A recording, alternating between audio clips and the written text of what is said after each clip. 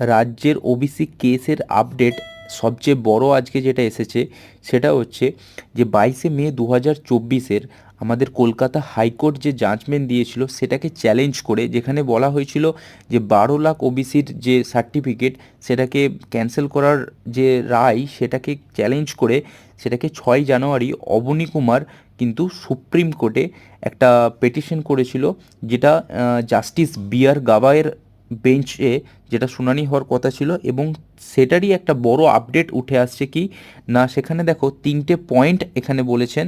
3টে পয়েন্ট এখানে কি বলা আছে দেখো, এখানে দুটো কেসে ডায়েরি করা হয়েছিল, এখানে ডায়েরি নাম্বারগুলো দেখে নেবে। দুটো ডায়েরি নাম্বার আছে, একটা 994 আর একটা 2728-7।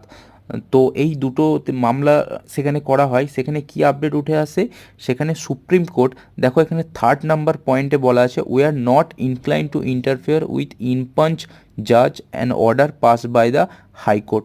সুতরাং হাইকোর্ট যে অর্ডার দিয়েছে অর্থাৎ 12 লক্ষ ওবিসি সার্টিফিকেট বাতিলের, সেটাই কিন্তু মানে অব্যাহত থাকবে। সেখানে সুপ্রিম কোর্ট কোনো ইন্টারফেয়ার করবে না, অর্থাৎ হাইকোর্ট, কলকাতা হাইকোর্টের জাজমেন্টটাই কিন্তু এখানে বহাল থাকবে। এখানে সুপ্রিম কোর্ট কোনো রকম কোনো ইন্টারফেয়ার করতে চায় না।